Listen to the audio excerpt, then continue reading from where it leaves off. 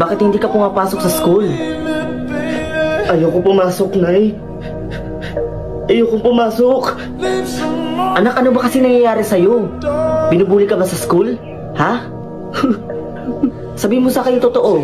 Nandito si nanay, makikinig sa'yo. Kasi, Nay,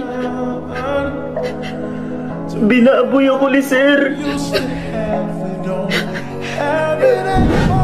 Sir? Excuse me, sir? Oh, Marvin, bakit ka nandito? Sir, please naman po, sir. Oh, huwag niyo naman po akong ibagsak. Promise po, gagawin ko po yung lahat ng ipapagawa niyo po. Sure ka? Gagawin mo ang lahat? Opo, sir. Gagawin ko po yung lahat ng gusto niyo. Basta huwag niyo lang po akong ibagsak. Well, let's see. Alam mo, Marvin, isa lang naman yung gusto ko. Ikaw. Ikaw yung gusto ko. Ha? Di ba sabi mo gusto mong ipasa kita? So dapat, gagawin mo lahat ng gusto ko. Opo, sir, pero wag naman po sa ganitong paraan, sir. Huwag kang mag-alala. Sekreto lang natin to. Tayo lang dalawa ang nakakaalam. Sir, wag po. Wag po sa ganito, sir. Huwag kang mag-alala. Sandali lang to.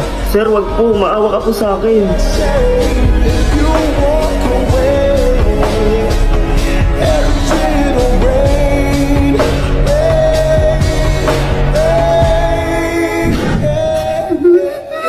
Ano?